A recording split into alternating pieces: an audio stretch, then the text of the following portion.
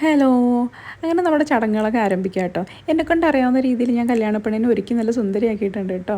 അവരുടെ പ്രാർത്ഥനയൊക്കെ കഴിഞ്ഞിട്ട് ഇതാ മധുരം വെപ്പ് ചടങ്ങ് സ്റ്റാർട്ട് ചെയ്യാണ്. ഇതെങ്ങനെയാണ് എന്താണെന്ന് അറിയാനായിട്ട് എനിക്ക് ഭയങ്കര എക്സൈറ്റ്മെൻ്റ് ആയിരുന്നു കേട്ടോ.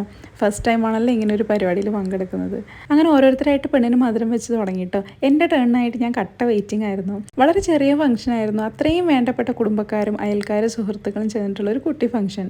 പരിപാടി എത്രത്തോളം ഗ്രാൻഡ് ആയിരുന്നു എന്നതിലല്ലല്ലോ കാര്യം. ആ പരിപാടിയിൽ പങ്കെടുത്ത ഓരോരുത്തർ എത്രത്തോളം അത് എൻജോയ് ചെയ്തു, എത്രത്തോളം അവർ ഹാപ്പി ആയിരുന്നു ആ മൊമെൻറ്റിൽ എന്നതാണ് കാര്യം എന്നാണ് ഞാൻ വിശ്വസിക്കുന്നത്. എൻ്റെ ഫ്രണ്ടിൻ്റെ സ്വന്തം എഫേർട്ടിലാണ് ഈ ഒരു വിവാഹം നടക്കുന്നതെന്ന് അറിയുന്നതിൽ എനിക്ക് ഒരുപാട് അഭിമാനമുണ്ട് കേട്ടോ. ആൻഡ് അവൾ വളരെ സന്തോഷവതിയായിട്ട് കാണപ്പെട്ടതിൽ എനിക്ക് സന്തോഷമുണ്ട്. ഇവിടെ വെച്ചിട്ട് എനിക്ക് പുതിയ 2-3 കൂട്ടുകാരെയും കിട്ടി. അങ്ങനെയാണല്ലോ നമ്മുടെ ലൈഫിൽ നമ്മൾ പ്രതീക്ഷിക്കാത്ത സമയത്ത് പ്രതീക്ഷിക്കാത്ത പലരും കടന്നു വരുന്നുണ്ട്. അവർ നമ്മുടെ ലൈഫിൽ ഒരുപാട് വലിയ വലിയ മാറ്റങ്ങൾ വരുത്തുന്നുണ്ട്.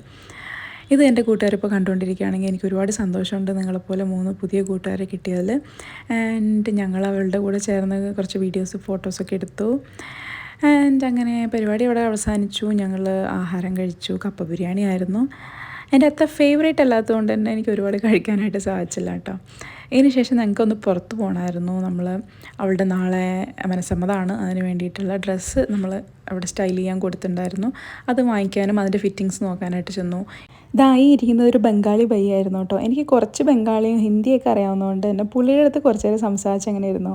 അങ്ങനെ നമ്മൾ ഡ്രസ്സിൻ്റെ ഫിറ്റിങ്സ് ഒക്കെ ചെക്ക് ചെയ്തു. നമ്മളെല്ലാവരും വളരെ സാറ്റിസ്ഫൈഡ് ആയിരുന്നു. എൻ്റെ ബ്രൈഡിന് നന്നായി ചേരുന്നുണ്ടായിരുന്നു കേട്ടോ. ആൻഡ് അവിടെ നിന്ന് ഞങ്ങൾ നേരെ പോയത് ഒരു ബാറിലോട്ടായിരുന്നു. നമ്മുടെ കാരണവന്മാർക്ക് രാത്രി എന്തെങ്കിലും കുടിക്കാൻ കൊടുക്കണ്ടേ, അതിന് വേണ്ടിയിട്ട്